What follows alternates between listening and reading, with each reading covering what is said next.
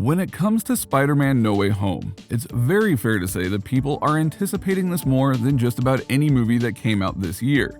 Mainly because a lot of people think that we're going to get the return of certain characters that will bring a previously not done moment in live action to life. But it's not just those men who are apparently coming back.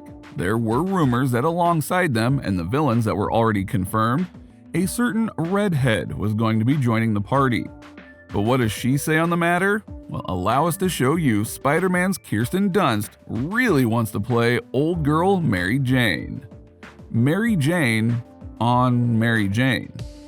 Kirsten Dunst, known for her role as Mary Jane MJ Watson in director Sam Raimi's Spider-Man film trilogy, says that she would like to play an older version of the character in a new Marvel film. It seems like a lot of movies I do get remade, Dunst told Entertainment Weekly. It's like a running theme for me. To her point, not only has the Spider-Man franchise been rebooted twice since Raimi's trilogy ended in 2007, but Little Women received a remake in 2019, and Interview with the Vampire is currently headed for a television reboot at AMC.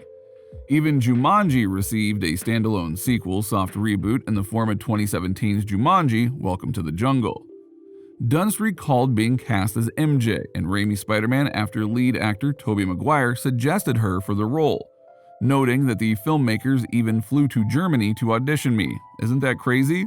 Regarding the aforementioned Spider-Man reboots, Dunst said, "I wish they'd put me in another one, like Old Girl Mary Jane. Why not? I would do another superhero movie. Everybody else is." The actor's comments are sure to evoke memories of Marvel comic books following older versions of established characters, such as Wolverine Old Man Logan and Old Man Hawkeye. DC even recently got in on the fun with its satirical Old Lady Harley miniseries. Dunst herself recently threw cold water on the rumors that she was in No Way Home. "I'm not in that movie, no," she said in an interview with Total Film magazine. "I know there's rumors, right? No, I'm the only one not in it. Can't put an old girl in there."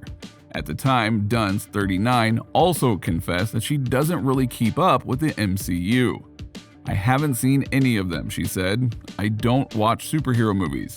I can't tell you the last time I saw one."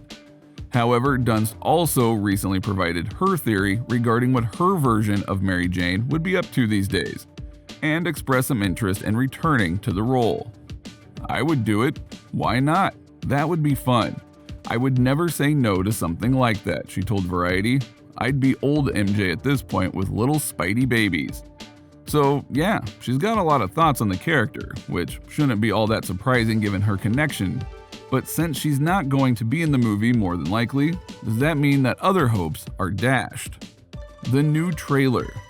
The full trailer for Spider-Man No Way Home came out in November, and it revealed all sorts of things, not the least of which is the potential for Into the Spider-Verse beyond just the villains showing up.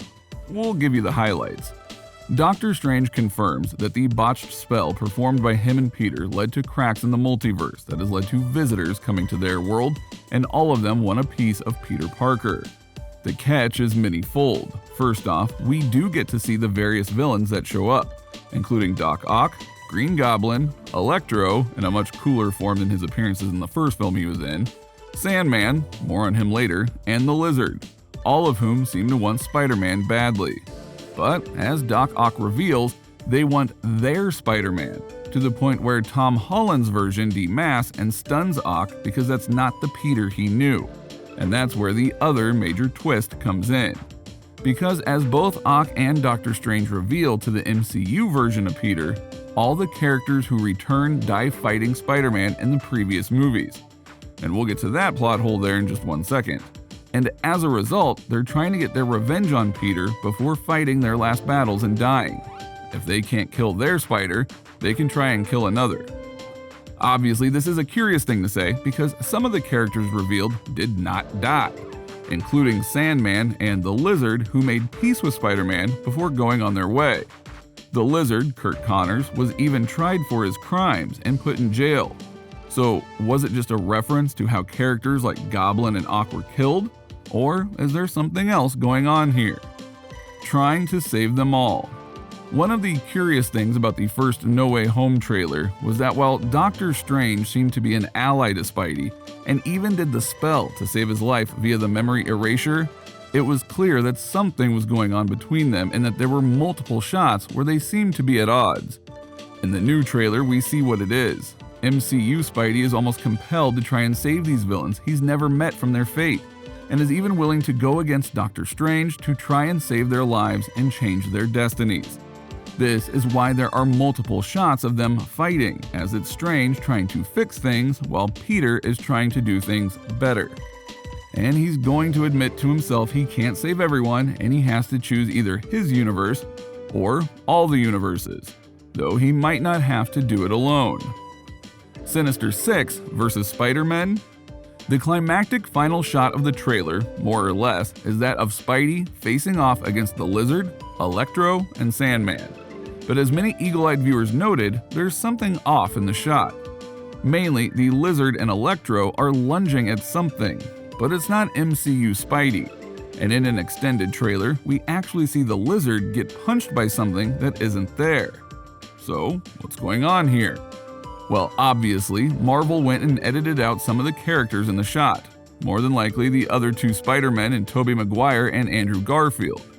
Yes, though both have basically denied being in this movie, it makes sense that they would appear to help stop the villains they brought to MCU Peter's universe. Furthermore, we see a shot of MCU MJ falling in a very familiar style, and a hand getting to her. Many think that's actually the hand of Andrew Garfield's Spider-Man, saving MJ to redeem himself from how he failed to save Gwen Stacy. And should this be the case, that would mean that we are indeed getting a true Into the Spider-Verse final battle, and that 3 generations of Spider-Men will unite to save the multiverse for a time. Which goes in line with all the various leaked images that apparently showed the Spider-Men together on set.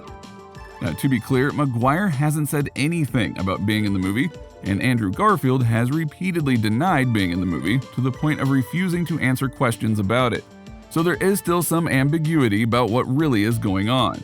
And that's not even counting the question of Venom, who at the end of his own movie is apparently part of the MCU now, and that would also seem to track with what's being said about Morbius. So yeah, there's a lot of characters who have a bit of fluid situation going on in terms of what they are and aren't doing. No Way Home. Kevin Feige commented over this past weekend that the reason No Way Home is the way it was because of the true partnership between Marvel Studios and Sony. As a result of this, they were able to go and do things like bringing in the villains from before and possibly even other characters. There are even rumors going around that Marvel Sony are already planning another trilogy around Tom Holland's Spider-Man, though those rumors were almost immediately quashed, partially. The point here is that No Way Home is going to be the end of one thing, but possibly the beginning of a lot of other things. So the only question is, where do we go from here? Well, we're going to find out in just a few weeks. So what do you think? What do you think of this look at the potential return of Mary Jane Watson and how Kirsten Dunst feels about the character? Do you feel that this wish of hers might come true? Or do you think that there's a bit more going on that might leave her out of the upcoming movie and other adaptations? Let us know in the comments below, and we'll see you next time on the channel.